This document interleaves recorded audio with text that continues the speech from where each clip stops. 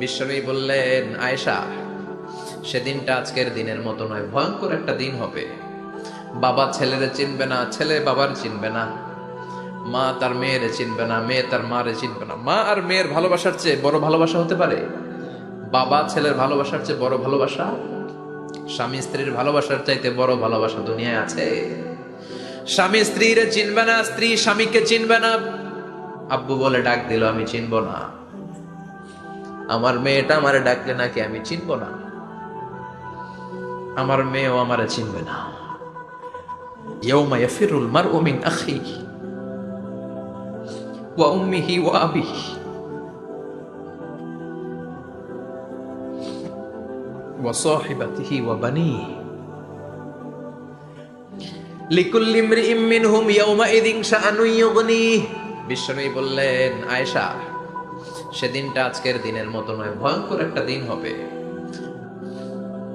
বন্ধু বন্ধুরে চিনবে না, ইমাম সাহেব মুসল্লিরে চিনবে না, মুসল্লি ইমাম সাহেবকে চিনবে না, নেতা কর্মীরে চিনবে না, কর্মী নেতাকে চিনবে না, পীর সাহেব মুরিদরে চিনবে না, মুরিদ পীর সাহেবরে চিনবে না। লিকুল্লি ইমরিইম মিনহুম ইয়াউমাইযিন শাআনুন ইউগনি। ও আয়েশা, তুমি পোশাক নিয়ে ব্যস্ত, সেদিন বাবাই তো ছেলেরে চিনবে না, মা মেয়েরে চিনবে না, কেউ কাউরে চিনবে না, সবাই পাগল পড়া হয়ে থাকবে।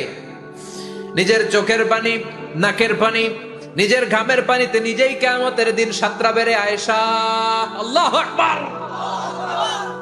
সবাই ক্লান্ত শ্রান্ত, পেরেশান, ঘর্মাক্ত ক্ষুধায়, সবাই অস্থির ক্ষুধার্ত।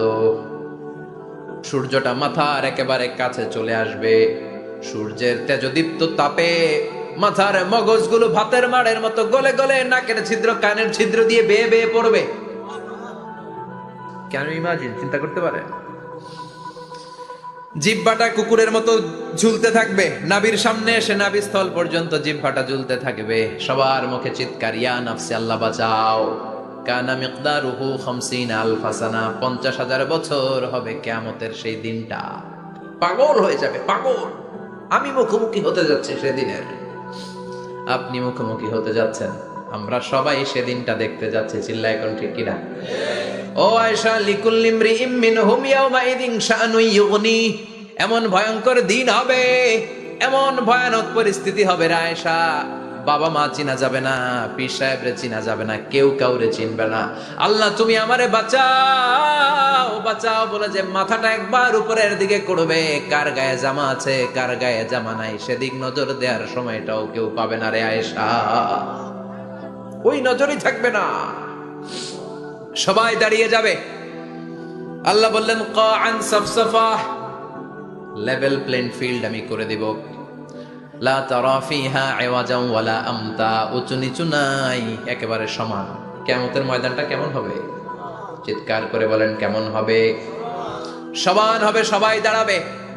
পাগল পাড়া হয়ে আর দাঁড়াতে পারে না। কতক্ষণ দাঁড়াবো আমরা? 50,000 বছর আমাদের দাঁড়িয়ে থাকতে হবে।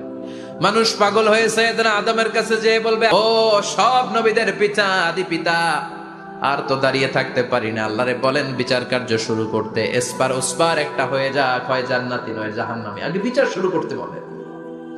সাইয়েদনা আদম বলবে, আমি পারবো না, কারণ নবীও উম্মত চিনবে না, উম্মত নবী চিনবে। সবার এক জিকির, ইয়া নাফসি, সবার জিকির কি? আরো জোরে বলেন, কি জিকির? সেদিন কিন্তু নবীরা উম্মতকে চিনবে না, উম্মত নবী চিনবে না, তাইলে পীর আর মুরিদের তো কোনো সম্পর্কই থাকবে না। চিল্লায় কোন ঠিক কিনা? চিনবে না, কেউ কারো পরিচয় দিতে চাইবে না। ভয়ানক এক পরিস্থিতি। এজন্য এটারে বলে কিয়ামতের ময়দান। দুনিয়াতে কোনো ভয়ঙ্কর পরিস্থিতিতে আমরা বলি কিয়ামত, কি বলি? কিয়ামত।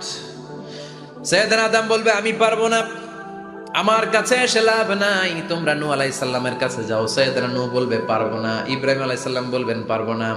মুসা আলাইহিস সালাম বলবেন, পারবো না। সাইয়েদনা ঈসা আলাইহিস সালামও বলবেন, পারবো না। তবে ঈসা আলাইহিস সালাম বলবেন, শোনো, এত জায়গায় দৌড়ে যে কোনো লাভ নাই, জায়গা মতন যাও, কাজ হতে পারে। সবাই বলবে, কোন জায়গা বলে দেন।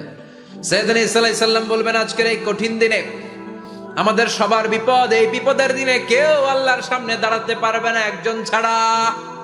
ওনার নাম হলো মুহাম্মাদুর রাসূলুল্লাহ সাল্লাল্লাহু বিশ্বনবী মাকামে মাহমুদে তখন সিজদায় পড়ে থাকবেন।